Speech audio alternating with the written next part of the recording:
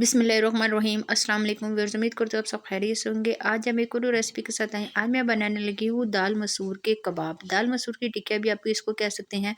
वैसे तो आपने शामी कबाब, आलू के कबाब बहुत ज़्यादा खाए हैं, लेकिन ये मैं एक अलग तरीके से बनाऊंगी और आप यकीन करें कि ये इतने मज़े के बनेंगे कि आप और सारे कबाब को भूल जाएंगे। तो इसके लिए वीडियो को आपने बिल्कुल एंड तक देखना है, वीडियो को बिल्कुल भी स्किप नहीं करना। तो चलिए टाइम चाहिए कि बगैर अपनी वीडियो स्टार्ट करते हैं। तो मेरे पास ये बाउल में पड़ी हुई है मसूर की दाल, तकरीबन 1 कप के करीब दाल ली है और इसको मैंने 2 घंटे पहले भिगो दिया है।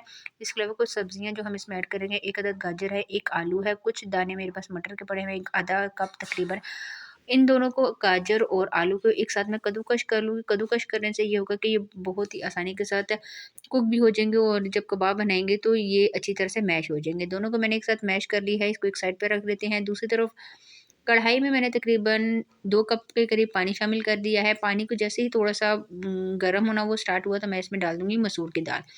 आप यही कबाब मूँग की दाल में भी बना सकते हैं, लेकिन मसूर की दाल के साथ बहुत ही मज़े के बनते हैं। अब ये देखें, जैसे ही इसके ऊपर ये व्हाइट-व्हाइट झाग आना स्टार्ट होगी, आपने इसको निकाल लेना है और दाल को बॉयल होने देना है। ये बहुत जल्दी बॉयल हो जाएगी क्योंकि हमने काफ़ी देर पहले इसको भिगोया हुआ था। जी, तो दाल भिगोना स्टार्ट हो गई तो अब मैं इसमें डाल दूँगी नमक, थोड़ा-सा नमक हम इसमें ऐड कर देंगे। नमक ऐड करने के बाद अब आपने इसमें अच्छी तरह से चम्मच चला लेना है और साथ ही में आपने जो सब्जियाँ कद्दूकश की हैं वो डाल देंगे, जिसमें मैं सबसे पहले मटर डाल दूँगी, तकरीबन आधा कप के करीब मटर हैं।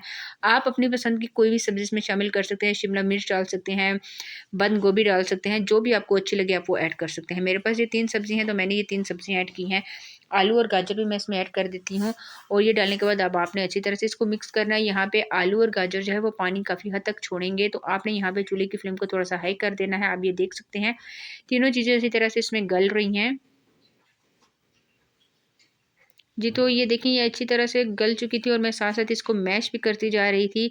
बहुत आसानी के साथ हो जाएगा। अगर आपके पास हैंड मैशर है या इलेक्ट्रिक मैशर है तो आप उन दोनों में से किसी के साथ भी कर सकते हैं। अब इसको मैं एक बड़े से बर्तन में शिफ्ट करके आपको दिखाती हूँ। जी, तो मैंने एक बड़ा-सा बर्तन लिया और इसमें अब मैं शामिल कर दूँगी बेसन। तकरीबन इसमें मैं 3 चम्मच के करीब बेसन शामिल कर दूँगी। अगर आपके पास बेसन नहीं है तो आप इस जगह कॉर्नफ्लावर भी डाल सकते हैं, ठीक है? लेकिन बेसन के साथ बहुत ही अच्छा ज़ायका आएगा। बेसन डालने के बाद अच्छी तरह से आपने इसको मिक्स करना है। ये अभी आपको थोड़ा बहुत सॉफ्ट लग रहा है, लेकिन आगे जाके ये बिल्कुल ठीक हो जाएगा। यहाँ पे मैं इसमें शामिल कर रही हूँ तकरीबन 1 चम्मच के करीब मैदा।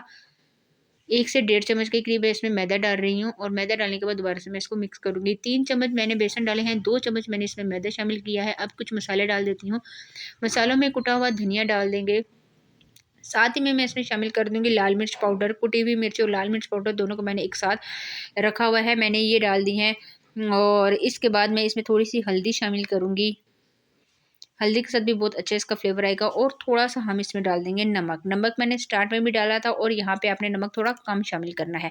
ये करने के बाद दोबारा से देखें, अच्छी तरह से मैंने इसको कर लिया है मिक्स और अब यहाँ पे हम चिकन शामिल कर देंगे। ये जो चिकन जो है वो मैंने शामिल कर दिया है, साथ-साथ मैं इसको अच्छी तरह से मिक्स कर रही हूँ। अब यहाँ पे 1 अदद अंडा आपने डाल देना है।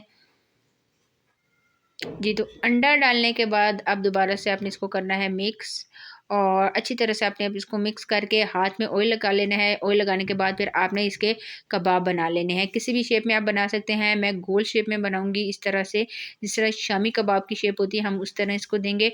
और तवा मैंने पहले से गर्म होने के लिए रख दिया है। अब तवे पे आराम-आराम से डाल देंगे। ऑयल इस पे आपने बहुत ज़्यादा नहीं डालना।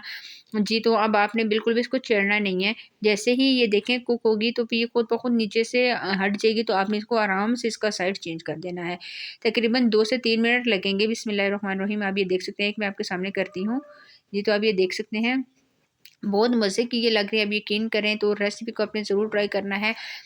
और आप ये देख सकते हैं, मैंने सारी तवे पे डाल दी और आस्ता-आस्ता मैं इनका साइड चेंज करती जा रही हूँ। अब इसको खूबसूरत सी हम डिश लेंगे और डिश में सर्व करके फिर मैं आपको फाइनल लुक दिखाती हूँ।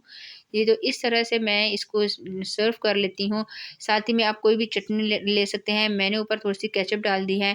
उम्मीद करती हूँ कि आज की ये रेसिपी आपको पसंद आएगी। बहुत ही सिंपल तरीके से बनाई है। मैं एक तोड़ के आपको दिखाती हूँ कि अंदर से ये कितने मज़े के बने और इतने सॉफ्ट, आप यकीन करें। बस आपने बेसन और मैदे का थोड़ा-सा ख़्याल रखना है, ये बिल्कुल भी नहीं टूटेगी। जी, तो आप ये देख सकते हैं और रेसिपी को आपने ज़रूर ट्राई करना है। ट्राई करके मुझे कमेंट्स में बताना है कि आज की रेसिपी आपको कैसी लगी। आज के लिए इतना ही, इंशाल्लाह नेक्स्ट वीडियो में मुलाकात होगी। तब तक के लिए अल्लाह हाफ़िज़।